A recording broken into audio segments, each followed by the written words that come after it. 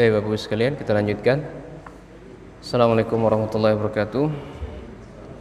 Alhamdulillahirabbil alamin, wassalatu wassalamu ala nabiyina Muhammadin wa ala alihi sahbihi wa man tabi'ahum bi ihsanin ila yaumiddin.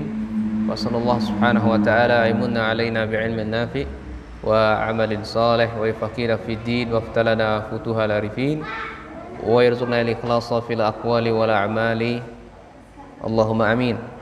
Jadi poin terakhirnya Bapak Ibu sekalian dari Ahlul Bait yang kita bahas adalah bahwasanya Ahlul Bait Rasul SAW bukanlah sebuah jaminan.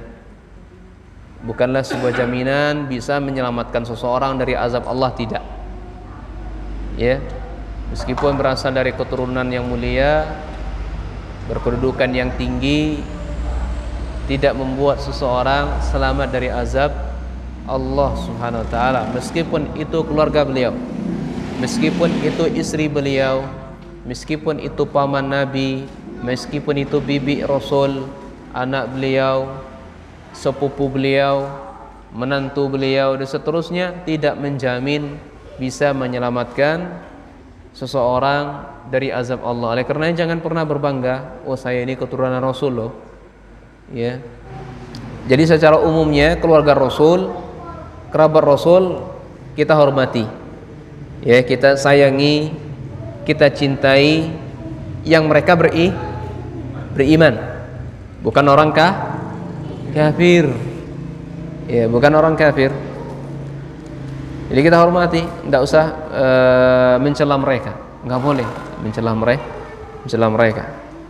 Jadi yang keempat ini, status seseorang meskipun keturunan Rasul tidak menjamin seseorang selamat dari azab Allah Subhanahu wa taala. Saya bawakan 3 dalil.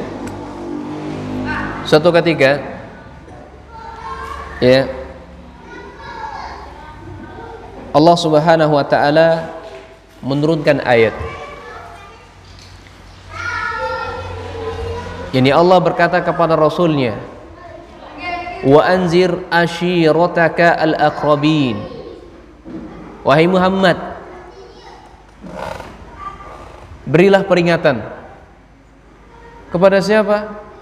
Karib kerabat kamu. Jadi Nabi SAW, ya, sebelum turun ayat ini, beliau hanya berdakwah secara sembunyi-sembunyi, ya, secara sembunyi-sembunyi, belum terang-terangan. Maka ketika ayat ini turun bersamaan juga dengan surat lainnya, ya ayyuhal muzammil, hai orang-orang yang berselimut, kum, bangunlah, fa'anzir, berilah peringatan. Ini isyarat dari Allah memerintahkan Rasulnya untuk berdakwah secara terang-terangan. Ketika mendakwahi terang-terangan, yang paling berhak yang kita dakwahkan adalah keluarga kita. Yang paling berhak adalah kerabat kita. Ini yang paling utama, yang paling dikedepankan. Kalau bisa digabungkan, alhamdulillah. Pak, Bu, ya, paman, saya panggilnya paman. Rasul dulu sholatnya gini, Rasul dulu puasanya begini, Rasul kalau berpakaian begini, Rasul kalau berjalan begini, Rasul kalau berwudu begini. Rasul itu atau seluruh para nabi itu berjenggot. Rasul itu celananya di atas mata kaki. Itu Rasul. Laki-laki ini. Kalau perempuan dia harus di bawah mata kaki, karena itu aurat mereka, nggak boleh terlihat, harus pakai kaos kaki. Ya, ini yang kita tentu yang paling prioritas adalah mengajak mereka untuk mentauhidkan Allah. Ini yang paling pertama. Jadi maksud saya gini, saya sampaikan ini dari dakwah, menyebarkan dakwah sunnah ini Bapak Ibu sekalian, mendakwahkan ajaran Nabi ini, ajaran Rasul ini, memang risikonya berat. Risikonya berat. Nabi SAW mendakwahkan ke Taif, giginya patah, dilempari batu sama masyarakat di situ. Alhamdulillah di Sleman belum sampai orang lempar saya batu. Alhamdulillah. Jadi kalau orang yang mengikuti jejak dakwahnya Nabi, dakwahnya Rasul, ya, akan dikatakan hina, gila. Nabi SAW sedang sujud ini di Ka'bah, dilempari kotoran hewan, dilempari isi perut onta atau kambing. Itu Nabi SAW. lagi sujud. Nggak ada satupun sahabat yang berani membersihkan itu, kecuali anak beliau Fatimah. Nggak ada satupun yang berani. Nabi SAW nggak ngangkat-angkat itu kepalanya dalam keadaan sujud, sampai dibersihkan dalam keadaan Fatimah meneteskan air mata, diangkat, ya abati, kenapa kok, bahasa kitanya, ya ayahku, ya bapakku, kok sampai seperti ini dakwahmu dimusuhi oleh orang, kamu menyebarkan Islam ini. Ya. Sahabat-sahabat lain jadi hanya bisa menonton saja, karena waktu itu Islam belum kuat. Waktu itu Islam belum kuat, lebih dominasi agamanya kafir, ya, penyembahan berhala. Nah, ini kita dakwahkan ke keluarga kita. Jadi ketika ayat ini turun, Bapak Ibu sekalian, wa anzir ashirataka al-aqrabin, ya Rasul, ya Muhammad, bangunlah engkau, berikan peringatan kepada karib kerabatmu, anakmu, istrimu, pamanmu, bibimu, ajarkan, tauhidkan Allah, beribadah hanya kepada Allah saja. Nah, Rasul itu sholatnya begini, ya, wuduknya begini, ajarkan semuanya. Kalau berbicara dengan orang yang lebih tua begini, kalau bahasa Jawa ini kok toto kromo, kalau di orang Minang itu bahasa nampe, orang Minang 4 kata, kata mendaki, kata menurun, kata melereng, kata mendatar.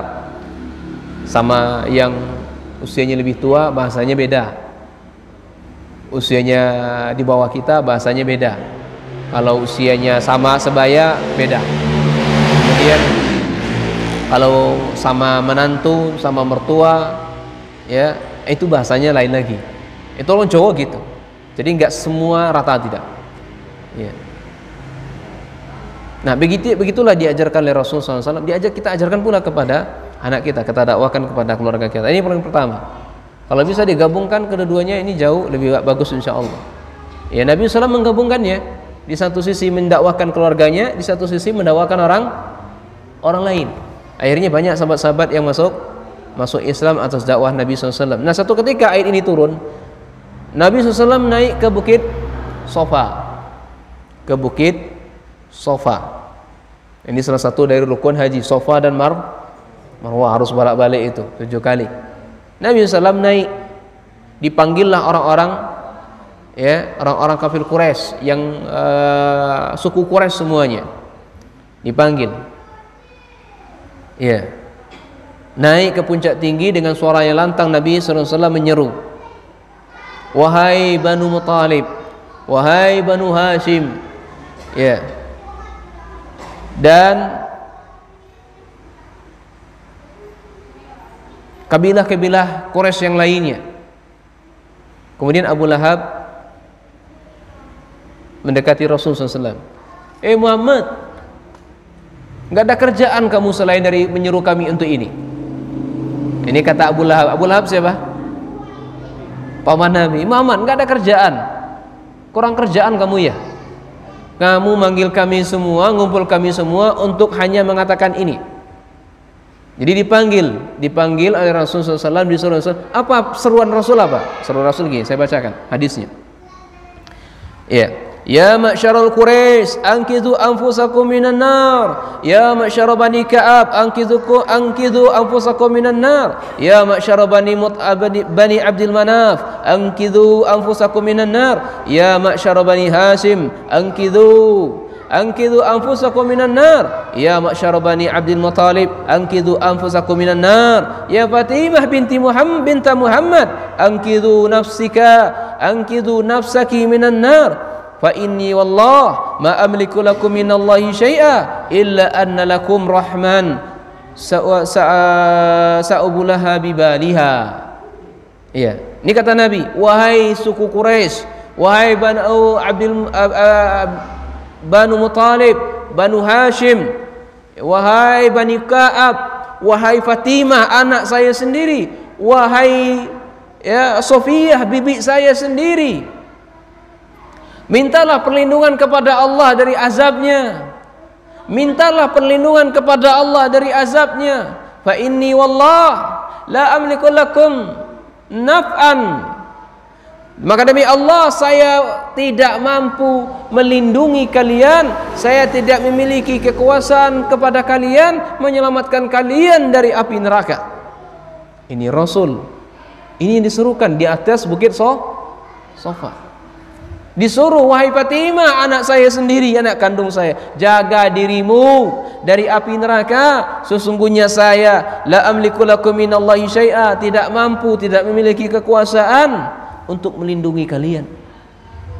Makanya keluarga Nabi bukanlah jaminan selamat dari azab Allah Subhanahu wa taala. Maka datang Abu Lahab, Muhammad, ya, cuman ini ya, nggak ada kerjaan lagi kamu ya mengumpulkan kami hanya menyampaikan ini. Maka turunlah Quran surat Al-Lahab, tabbat yada abi lahabi. Nah, inilah sebab turunnya ya Quran surah Al-Lahab, celaan terhadap Abu Lahab.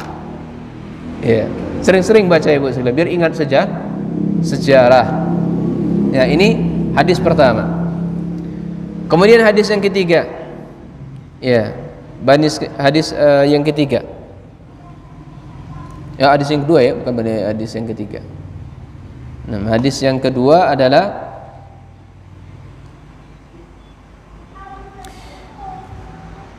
ya Fatimah ibnata Muhammad, ya Safiyah ibnata Abdul Muttalib, ya bani Abdul Muttalib, la amliku lakum minallahi syai'a, saluni min mali ma syi'tum. Sama dengan riwayat lain ketika di Bukit Safa, Nabi SAW menyeru, wahai Fatimah, anak saya, wahai Safiyah, bibi saya, wahai ya Abdul Muttalib, ya kakek saya, keturunan saya ke atas, sesungguhnya saya ini tidak mampu menyelamatkan kalian dari azab Allah Subhanahu wa taala. Saluni min malin, kalau kalian minta harta saya, selagi saya mampu saya akan kasih. Mintalah sesuka hatimu, harta apa yang kau kehendaki. Kamu minta kambing, saya kasih kambing. Kamu minta apa, saya kasih, selama saya memiliki. Tapi kalau menyelamatkan kalian dari azab Allah, saya enggak mampu. Nah, kemudian dalil yang ketiga, dalil yang terakhir saya tutup di pembahasan kali ini. Ya, ini dalilnya lumayan panjang Bapak Ibu sekalian. Ceritanya gini, suatu ketika orang-orang Quraisy ini khawatir dengan anak-anak wanita dari suku Bani Makhzumiyah yang mereka kedapatan mencuri. Suku Bani Makhzum, mereka dapat mencuri. Karena Islam sudah berkembang, maka orang yang mencuri maka diberikan hukum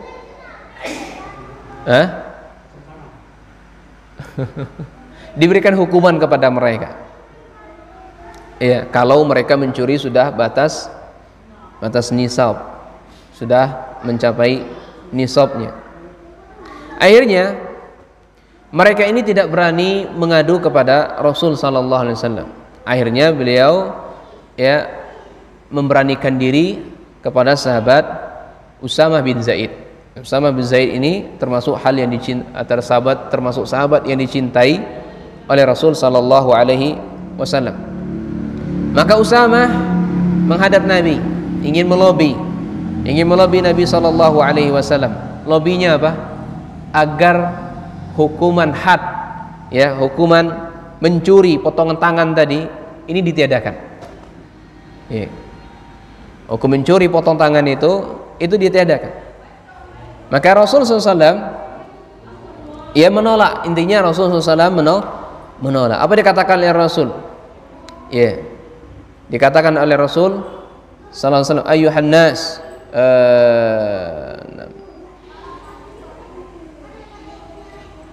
atashfa'u fi haddi min hududillah. Ya, dikatakan kepada Usamah tadi, apakah kamu datang kepada saya minta syafaat, minta dispensasi hukum dari hukum-hukum Allah? Ya. Artinya Nabi menolak. Ini pertanyaan kepada Usamah, artinya pertanyaan mengingkari. Nabi SAW tidak menerima lobinya. Kemudian Nabi SAW berdiri langsung berkhutbah, mengatakan, ya ayyuhan nas, wahai manusia, innama ahlakal allazina qablakum annahum kanu idza saraqa fihim syarifu taraku wa idza saraqa fihim dha'if aqamu alaihi al-haddi. Ini berlaku di Indonesia saat sekarang. Manusia, kalau yang mencuri itu adalah kalangan pejabat, kedudukan yang mulia, kalian tiadakan hukumannya. Tapi kalau rakyat dhaif, kalau mencuri, kalian tegakkan hukuman. Di Indonesia enggak gitu. Ini yang ditegur oleh Rasul. Manusia, kamu ya yang melakukan, kalau orangnya mulia hukum Allah enggak berlaku, tapi giliran orang lemah melakukan kesalahan hukum Allah berlaku. Enggak, kata Rasul sallallahu alaihi wasallam. Ya.